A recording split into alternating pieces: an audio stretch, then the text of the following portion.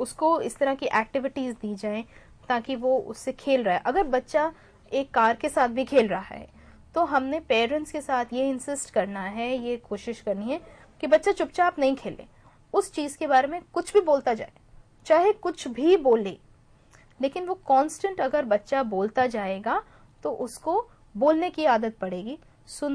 सुन लिया उसने, language pickup कर ली, लेकिन बोलने की आदत के लिए कुछ भी चीज अगर उसको दिख रही है, कुछ भी एनवायरनमेंट में कुछ चीज हो रही है, टीवी देख रहा है, किसी ऑब्जेक्ट के साथ खेल रहा है, he has to constantly talk about it.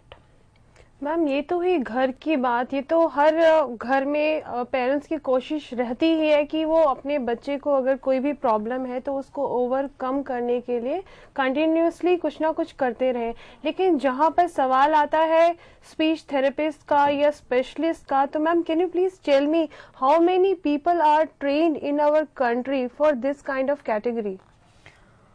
Speech therapist तो खैर बहुत हैं। There are a lot of speech therapists who are trained, diploma holders, degree holders. There are many people जो special educators जो इस area में trained हैं, जो बच्चों को सिखा रहे हैं, and they're doing a very good job. Special schools में I think there are hardly any speech therapists. They are mostly special educators, teachers who have done diplomas or something जो ऐसे बच्चों को सिखा रही हैं, and they're doing a marvelous job. तो they are all किसी ना किसी तरीके से they are all trained कि वो बच्चों को, ऐसे बच्चों को सिखा सकें। Ma'am, is this kind of therapy and these kind of facilities, we definitely know that these kind of facilities are available in rural urban areas, but are these facilities available in rural areas? नहीं, ये अभी भी rural area में अभी तक speech therapy शायद नहीं पहुंची है। तो उन लोग को अभी भी जो भी उनके गांव के पास में, जो भी उनकी जगह के पास में, जो भी नेक्स्ट बिग सिटी होती है, वहां उनको जाना होता है। They have to go there ताकि स्पीच थेरेपिस्ट के पास वो जा सकें एंड प्लान्स ले सकें। Now here also speech therapist तो बहुत अवेलेबल हैं फिर भी, लेकिन are they really trained for auditory verbal therapy जिसकी हम बात कर रहे हैं? बहुत सारे speech therapist they are still following the old technique, जो बच्चों को लैंग्वेज सिखाना, बच्चे के पास जाकर उसको, बच्चे अगर हियरिंग इम्पेयर्ड है, उनको पता चला बच्चा हियरिंग इम्पेयर्ड है, हियरिंग एड लगा दिया और उसके बाद उनको लैंग्वेज सिखाने लग जाते हैं। कोई भी there very few people who are practising auditory verbal therapy. तो it is essential, it is mandatory कि स्पीच थेरेपिस्ट में भी इस चीज की अवेयरनेस लाई जाए कि ऑडिटरी वर्बल थेरेपी करानी चाहिए। पर मैम क्या कोई ऐसी कोशिश करी जा रही है कि रूरल एरियाज में भी हम इस तरह की फैसिलिटीज लोगों को प्रोवाइड कर सके, ताकि आने वाले कल में उनको इस तरह के प्रॉब्लम्स ना झेलने पड़े कि एक स्टेशन से दूसरे स्टेशन में जाना, इस तरह के लिए समय वेस्ट करना और अपने बच्चे के लिए पूरा पूरा दिन निकालना? क्या ऐसा पॉसिबल हो पाएगा कि रूरल एरियाज में हम इस तरह की फैसिलिटी दे पाएंगे आने वाले दिनों में?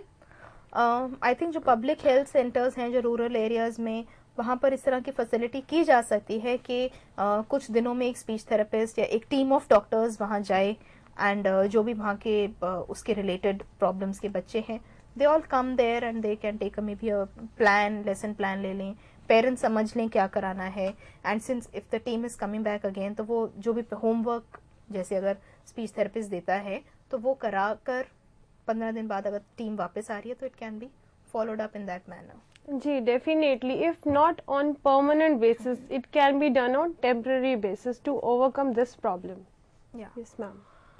Now we were talking about the hierarchy of listening skills. They are auditory detection, auditory discrimination, auditory identification and association, auditory memory, auditory sequencing, auditory processing and auditory understanding. यहाँ पर आप नोटिस करिए कि सब चीज में, पूरे स्टेजेस में इट इज ओनली ऑडिटरी, मतलब हम जो भी चीज बच्चे को सिखा रहे हैं, जो भी चीज हम बच्चे के साथ कर रहे हैं, उसको सिखा रहे हैं, वो सब चीज हम बच्चे को सुना सुना कर बता रहे हैं। वो बच्चे ने सुनने पर ध्यान देना है और करना है, सुनकर समझना है एंड आगे फॉलो करना है।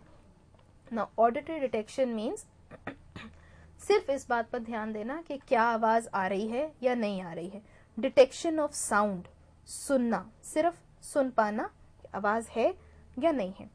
नेक्स्ट ऑडिटरी डिस्क्रिमिनेशन, मतलब आवाज की पहचान करना, अगर उसने 2 तरह की आवाज़ें सुनी तो उसको ये पहचानना है कि किसकी आवाज़ थी। For example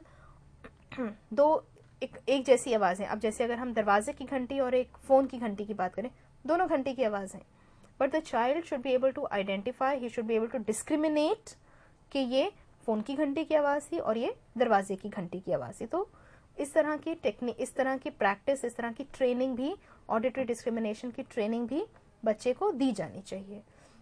he should be able to identify the sound और उसके साथ उसको एसोसिएट कर पाए कि जो आवाज़ मैंने सुनी वो किसकी आवाज़ थी, तो उसको उस ऑब्जेक्ट के साथ एसोसिएट कर पाए। That is what we teaching in therapy.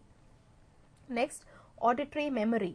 Auditory memory मतलब बच्चे ने सुनकर याद करना, जो भी चीज़ उसको बताई जा रही है, जो भी चीज़ उसको सिखाई जा रही है, उसको याद करना है। जैसे हम अगर we will not use any visual clues with the child. हमने बच्चे को कोई भी चीज़ सामने नहीं रखी, हम उसको जो भी चीज़ सिखा रहे हैं वो हमने उसको सुनाया और उसको बताया, उसके बारे में बात करी, और थोड़ी देर बाद अगर हम उससे फिर से उसके बारे में पूछते हैं तो उसने हमें उसकी उस चीज़ के बारे में, जो चीज़ उसको सिखाई गई थी, उसके बारे में बताना है। ऑडिटरी मेमोरी में